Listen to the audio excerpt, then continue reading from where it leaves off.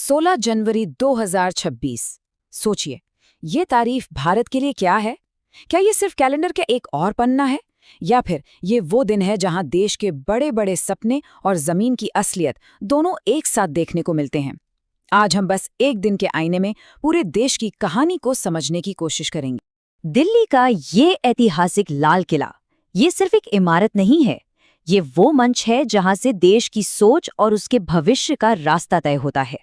ये तस्वीर उसी विजन का, उसी दूर की सोच का एक प्रतीक है जो आने वाले भारत को आकार देने का वादा करती है। तो आज हम भारत की इस कहानी को 4 अलग अलग नजरियों से देखेंगे। सबसे पहले सरकार की बड़ी योजनाओं को समझेंगे, फिर देखेंगे कि आज की हेडलाइंस क्या हैं, उसके बाद चलेंगे जमीनी हकीकत की तरफ, और आखिर में उस मौसम पर भी नजर डालेंगे जिसका असर हम सब पर पड़ता है। तो चलिए शुरू करते हैं हमारे पहले हिस्से से, राष्ट्र का ब्लूप्रिंट।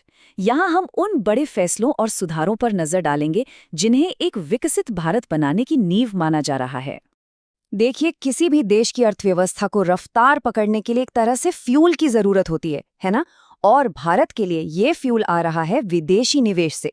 ये विकसित भारत के सपने को हकीकत में बदलने के लिए एक बहुत जरूरी कदम है।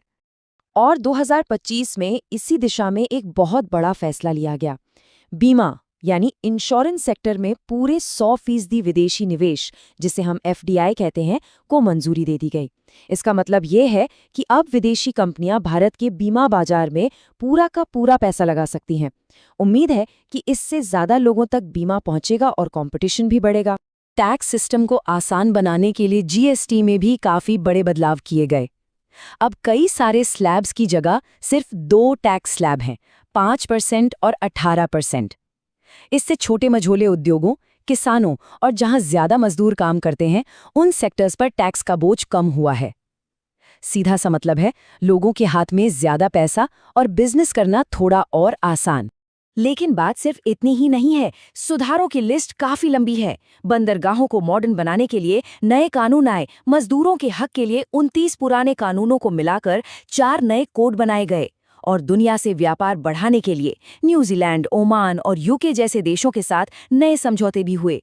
और हाँ, गांव में रोजगार के लिए जीरामजी एक्ट के तहत अब 100 की जगह 125 दिन के काम की गारंटी दी गई है। तो ये तो हो गई देश के लिए बड़ी बड़ी योजनाएं।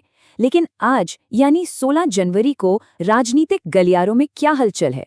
चलिए आज की सबसे बड़ी हेडलाइंस पर नजर डालते हैं। आज की सबसे बड़ी सियासी खबर महाराष्ट्र से है। वहां BJP के नेतृत्व वाले महायुति गठबंधन ने BMC समेत 29 नगर निगम चुनावों में जबरदस्त जीत हासिल की है। प्रधानमंत्री ने भी इस जीत को सरकार के काम पर जनता का भरोसा बताया है। और हलचल सिर्फ चुनावी मैदान में नहीं है, सत्ताधारी पार्टी के अंदर भी हैं। BJP में नेतृत्व बदलने का वक्त आ गया है। 19 जनवरी से नए राष्ट्रीय अध्यक्ष के चुनाव की प्रक्रिया शुरू होने वाली है, और इस रेस में नितिन नवीन का नाम सबसे आगे चल रहा है। अब विदेश नीति के मोर्चे से भी एक बड़ी खबर है। भारत ने ईरान के बहुत ही अहम चाबहार पोर्ट पर अपना काम बंद कर दिया है। वजह बताई जा रही है अमेरिकी प्रतिबंध। ये एक बड़ा भू राजनीतिक बदलाव है जिसका असर मध्य एशिया तक भारत की पहुंच पर पड़ सकता है। तो ये थी दिल्ली और अंतर्राष्ट्रीय स्तर की बड़ी खबरें।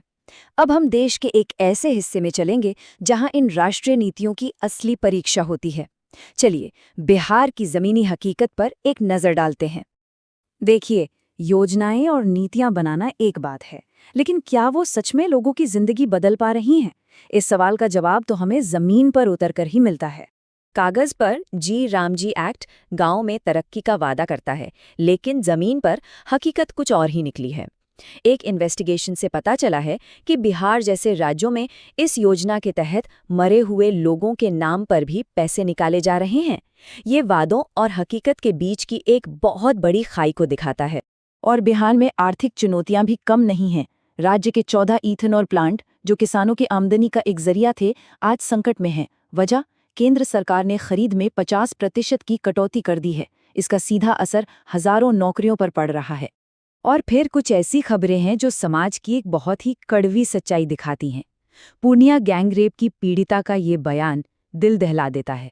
उन्होंने कहा, उन्होंने मुझे पीटा, नचाया और फिर मेरे साथ गैंगरेप किया। और बिहार से आने वाली दूसरी खबरें भी उतनी ही चिंताजनक हैं। एक छात्रा की संदिग्ध हालात में मौत, एक माँ और उसके 3 बच्चों की दुखद कहानी और अंधविश्वास के नाम पर एक महिला की हत्या। ये कहानियां बताती हैं कि समाज आज भी कितनी गहरी चुनौतियों से जूझ रहा है। तो अब तक हमने नीति, राजनीति और जमीनी हकीकत को देखा। अब चलते हैं अपने आखिरी हिस्से की तरफ, जो मौसम के बारे में है। एक ऐसी ताकत जो अमीर गरीब, नेता किसान, किसी में भेदभाव नहीं करती। इन सभी बड़ी खबरों के बीच कुदरत की अपनी ही कहानी चल रही है। आज पूरा उत्तर भारत घने कोहरे की चादर में लिपटा हुआ है। पंतनगर और अंबाला जैसे शहरों में तो विजिबिलिटी 0 मीटर हो गई। जरा सोचिए, 0 मीटर मतलब अपने सामने कुछ भी देख पाना मुश्किल। दिल्ली और अमृतसर का भी हाल कुछ ऐसा ही है। और ठंड तो सारे रिकॉर्ड तोड़ रही है।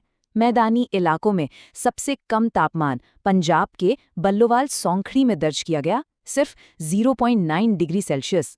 जाहिर है, इस कड़ाके की ठंड और कोहरे का असर हमारी रोजमर्रा की जिंदगी पर भी पड़ रहा है। इसीलिए मौसम विभाग ने कुछ जरूरी सलाह दी है। गाड़ी चलाते वक्त फॉग लाइट जरूर जलाएं, कहीं जाने से पहले ट्रेन या फ्लाइट का स्टेटस चेक कर लें और खुद को गर्म रखने के लिए एक के ऊपर एक कई कपड़े पहनें। तो आखिर में सवाल यही है कि एक देश की कहानी किसी एक दिन असल में बनती कैसे है? क्या वो सरकार के बड़े विजन से बनती है, या जमीन पर लोगों के संघर्ष से, या फिर ये सिर्फ मौसम है जो सब कुछ तय करता है? शायद इन सभी के ताने बाने से ही भारत की असली तस्वीर बनती